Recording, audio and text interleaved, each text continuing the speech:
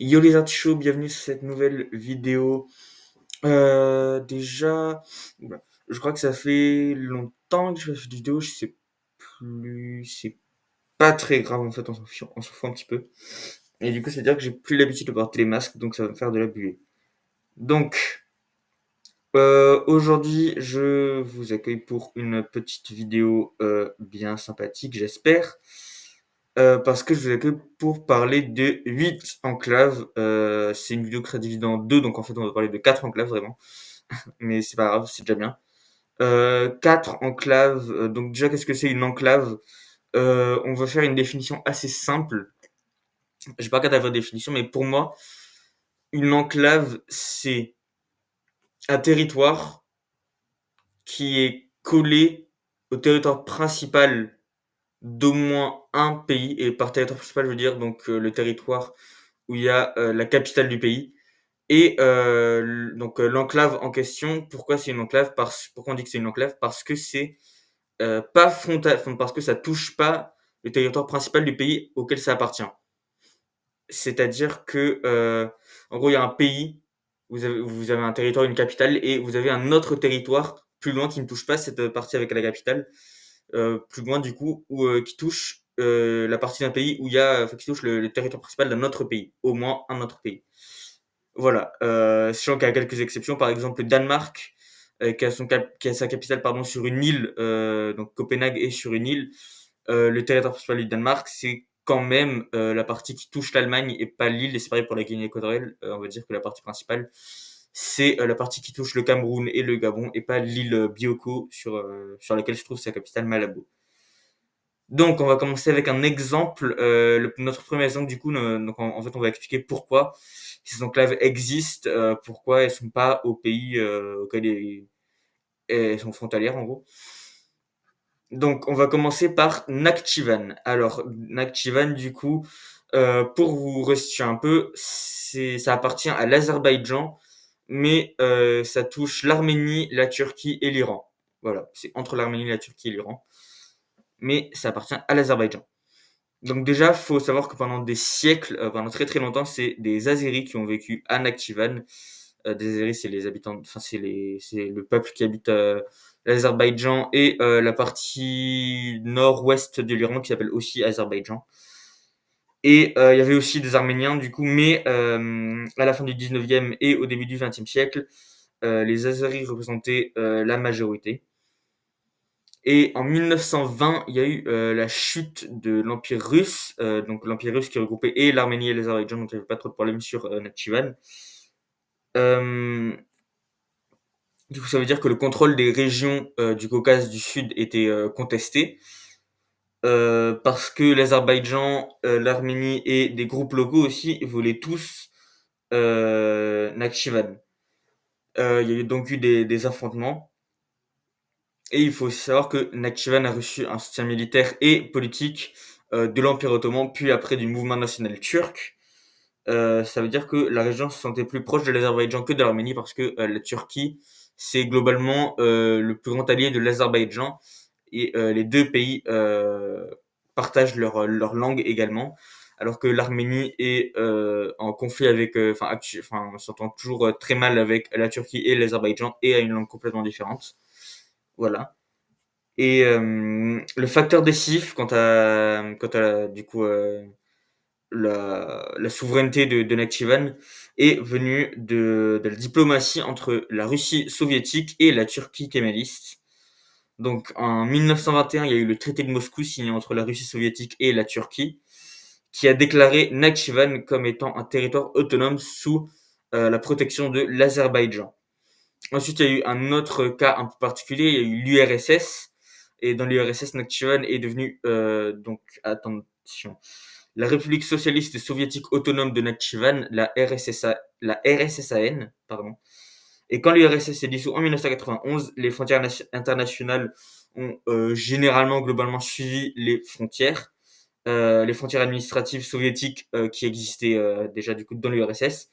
Ce qui veut dire que le Nakhchivan est devenu la République autonome de Nakhchivan, faisant partie de l'Azerbaïdjan, pays indépendant reconnu par l'organisation nationale, par l'ONU. l'organisation, je sais plus ce que c'est, l'ONU. Mais c'est pas grave. Parce qu'après, il y a eu... Pas du tout. Parce qu'après, pardon, on a...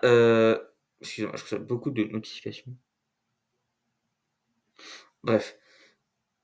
Ensuite, on a du coup notre prochaine enclave, ça fera la deuxième sur quatre, Cabinda. Donc Cabinda, encore une fois, je vais resituer, ça appartient à l'Angola, mais c'est entre les deux Congos, la République démocratique du Congo et la République du Congo, ou alors Congo-Kinshasa et Congo-Brazzaville, comme vous voulez. Alors, à la fin du 19e siècle, donc fin des années 1800, je rappelle, pour ceux qui ne seraient pas au courant, Cabinda a été incorporé dans l'Empire portugais avec, à l'aide de 3 traités locaux, connus collectivement sous le nom des traités de Simulambuco, et ça a été signé en 1885. Les dirigeants cabindés locaux ont donné leur accord pour être un protectorat portugais, et le Portugal, ça c'est important à savoir, s'est engagé de protéger Cabinda, mais de préserver sa souveraineté. Et même si Cabinda était originellement désigné du coup comme un protectorat plutôt qu'une colonie, le Portugal a petit à petit fusionné son administration avec l'Angola portugais. Ce qui veut dire qu'au début du XXe siècle, Cabinda était efficacement dirigé comme une enclave de l'Angola et pas une entité séparée. Et une unification administrative, pas, attention, un acte de consentement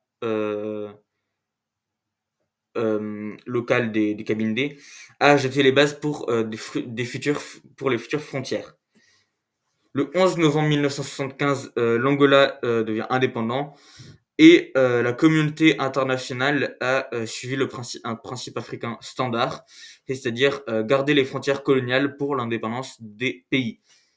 Euh, C'est-à-dire que Cabinda, administré par le Portugal à l'intérieur de l'entité de l'Angola en 1975, est devenu automatiquement une partie du nouvel État angolais.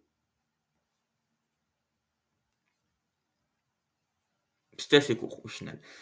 Ensuite, nous avons notre troisième enclave. C'est pas très dynamique cette vidéo, je suis désolé, c'est parce que je me sens pas très bien. Physiquement, pas mentalement. Donc, troisième enclave maintenant, on va parler de Kaliningrad. Donc, avant 1945, déjà on va partir avant cette date-là, la région était connue sous le nom de Königsberg et faisait partie de la Prusse orientale, territoire allemand depuis des siècles. Et donc la population était principalement allemande ethniquement. Et à la fin de la Seconde Guerre mondiale, l'armée rouge a capturé Königsberg et une grande partie de la Prusse orientale après une longue bataille, sachant que le reste est parti à la Pologne. Et après la défaite de l'Allemagne nazie, les forces alliées se sont rencontrées à la conférence de Potsdam.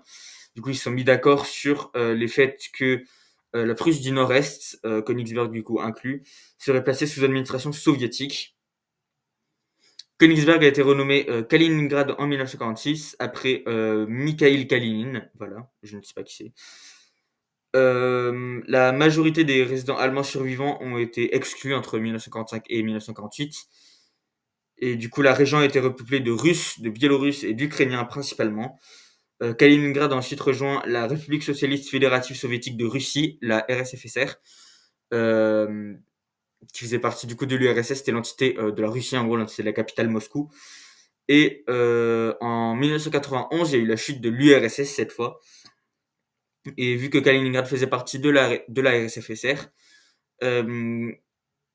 ben c'est resté comme faisant partie de la Fédération russe, devenant une enclave, du coup je l'ai pas précisé, mais entre la Pologne et la Lituanie.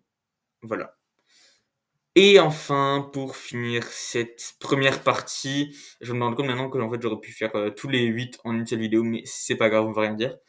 Pour finir cette première partie, du coup, on va parler de l'Alaska. Alors là, pour une fois, c'est une enclave qui ne touche qu'un seul pays. Donc c'est l'Alaska, évidemment, c'est connu pour appartenir aux États-Unis. C'est carrément un État américain, on en parlera plus tard, mais qui touche uniquement, donc pas la partie des États-Unis qui contient Washington, voire même la ville américaine plus peuplée, New York, ou encore Los Angeles.